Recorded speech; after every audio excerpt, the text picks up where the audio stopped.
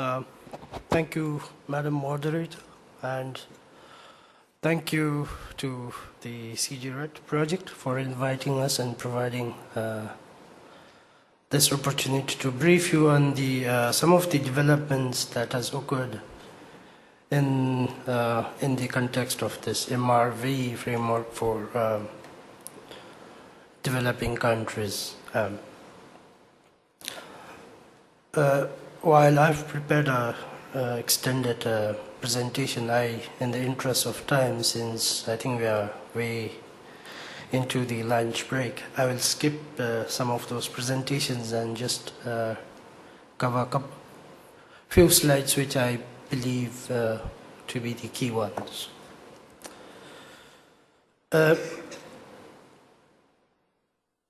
Currently, this is how the MRV framework for developing countries look.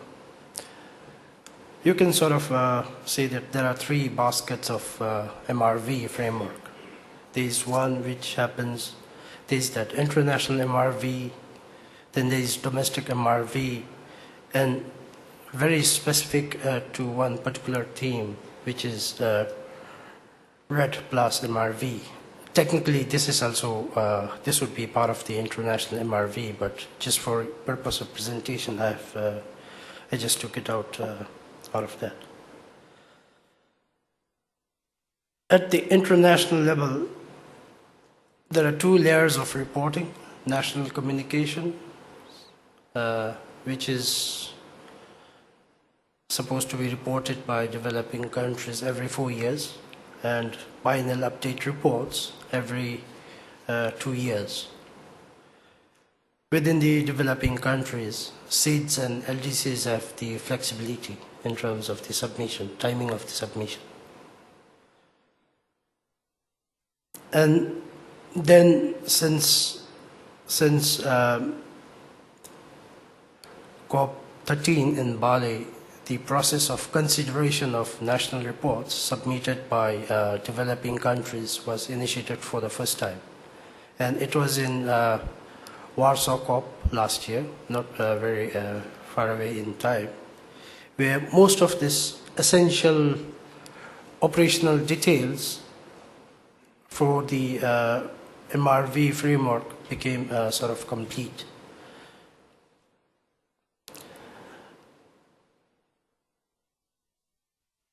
Within this framework, there is also expectation for the developing countries to set up domestic MRV frameworks within within each country, and that would be in the context of MRVing domestically supported norms.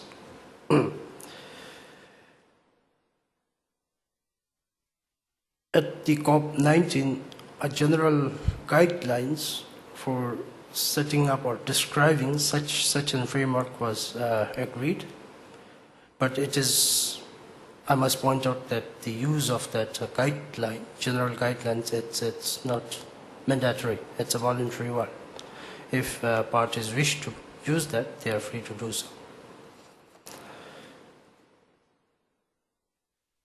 And there was also this whole package which came out of Warsaw on RED plus, and that was seen as one of the significant step forward in the implementation of the MRV, as well as in undertaking enhanced action, particularly on mitigation side.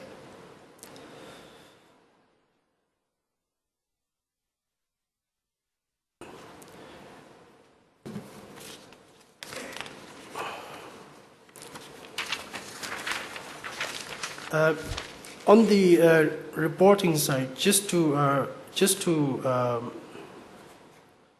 bring out this difference between this national communications and biennial update reports. In general, there is not much critical difference, but within each sub-theme there are subtle differences. For example, in the BUR now there is this need to report information on institutional arrangements, and to me, the institutional arrangements, having a very robust institutional arrangements, I think it's very important and it's critical, particularly in the light of enhanced reporting. Once you have this institutional arrangement which is robust and functioning on a continuous basis, the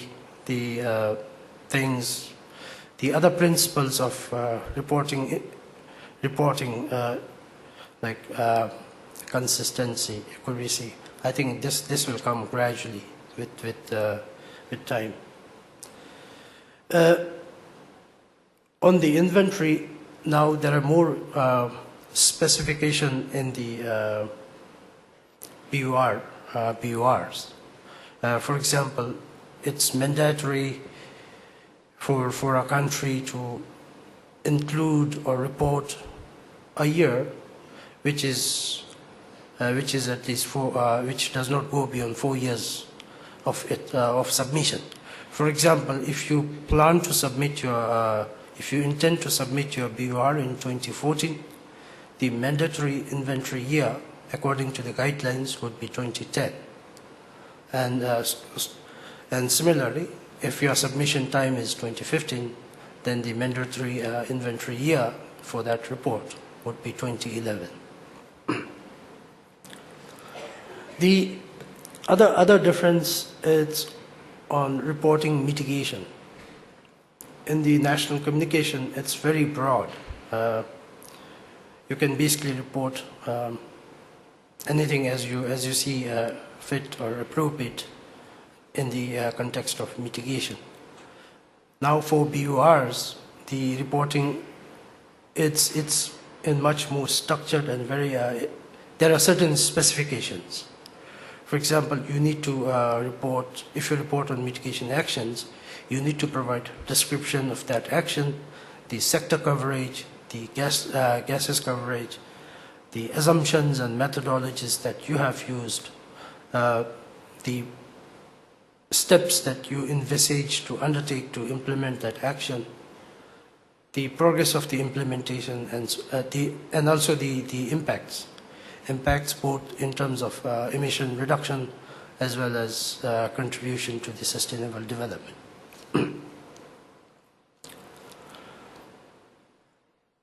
Then there are other couple of cross-cutting issues which, again, for BUR it zooms down to four themes: finance, capacity building, technical needs, and technology transfer. Whereas in the national communication, the reporting scope on this kind of cross-cutting issues, it's much broader. There you have this opportunity to report on research, systematic observations, the education, training, awareness, all information networking, and so on. The other difference is nowadays need to report information on domestic MRV system or framework that you would be setting up in your nationally in your country. So from this reading, there's inherent or intrinsic assumption that the setting up of domestic MRV system, it's mandatory kind of thing. And all of this reporting requirements, there is also a certain support element under the convention. In terms of the technical assistance, there is this whole work stream under the consultative group of experts. The mandate of that consultative group of experts has been extended for another 5 years, so they will function till 2018 under the current mandate. And just yesterday, yesterday and day before yesterday, they met for the first time, and one of the things that they did was agree on a work program for the group. And then on the finance side, there is this whole stream of financial mechanism under the convention, which that has mandate to provide financial support to meet these reporting obligations, among other things.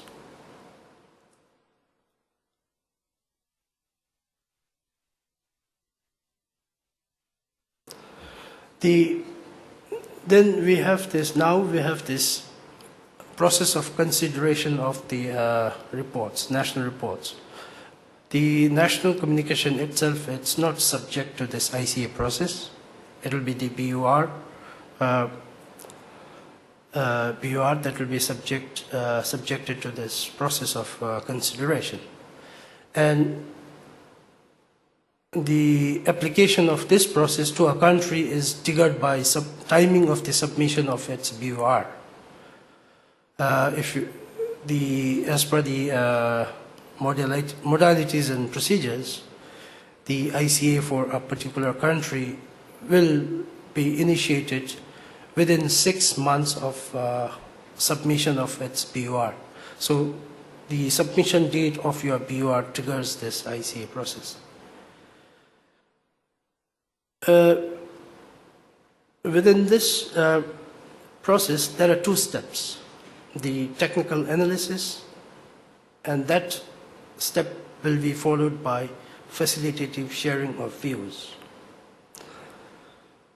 The whole of this red MRV, it happens within this schema.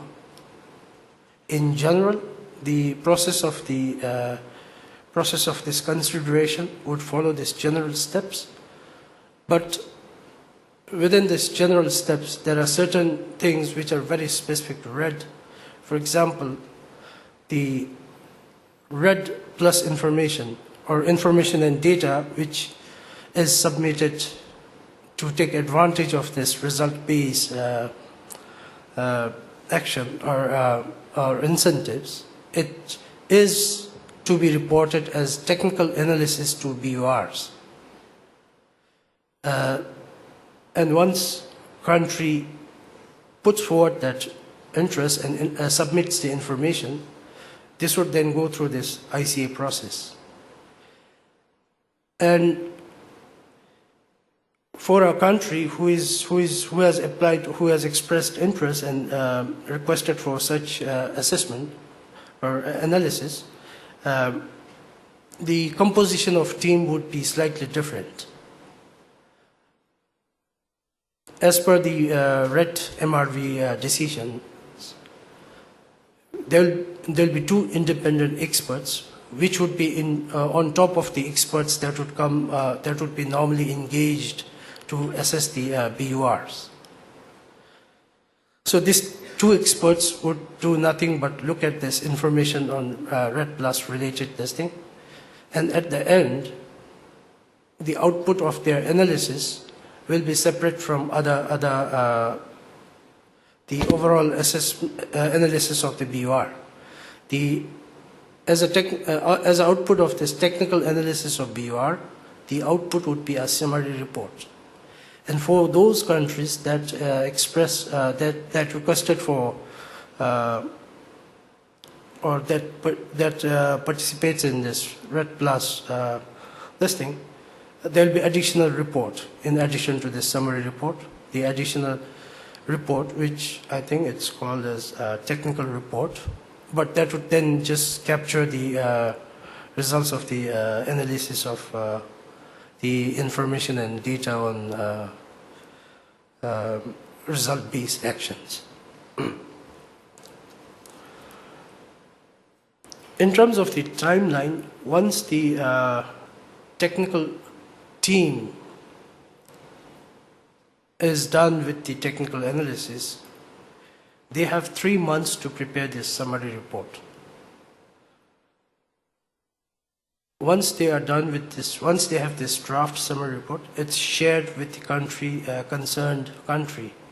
And this concerned country has 3 months to review and comment and work with the team of technical experts. And after that, after they receive feedback, comments from the country concerned, then they have another 3 months at the most to finalize the summary report. So in all, they have the process of finalizing summary report from the day the analysis completes would be about 9 months.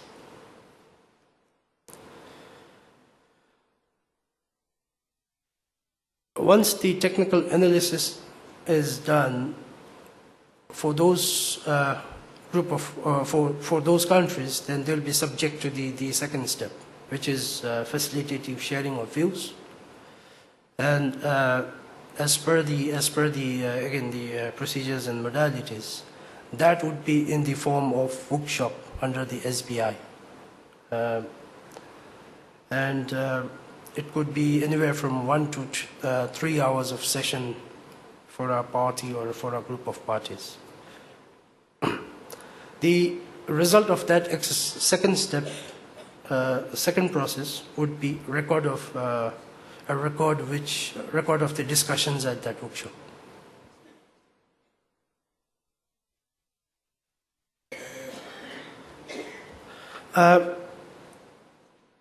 And then on this domestic MRV, the principle, basically it defines the principles of this domestic MRV, purpose, and then a few general guidelines that countries could use if they choose to set up their domestic MRV.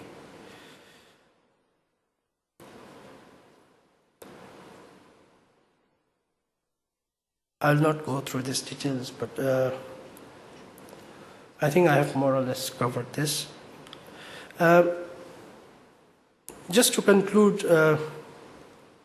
the operational details of MRV framework under the convention for developing countries, it's now complete. But I think there's still a lot of effort required in terms of both enhancing the capacity of the developing countries, as well as within the process itself. For example, as Reinhard highlighted this morning, the roster of experts, that is one challenge that the Secretariat has been facing in getting right number of, or at least good number of people on the roster, and then undergo the training. I think the current MRV framework has a very good potential to become serve as a basis for MRV under the 2015 agreement. But for that to happen, there are a few issues or few critical things that needs to happen, and I think this is already happening. For example, assisting countries with both technical as well as financial capacity. This, in turn, I think would give confidence to the countries in implementing this kind of framework or regime. So that's pretty much what I wanted to share with this. Thank you, Mr.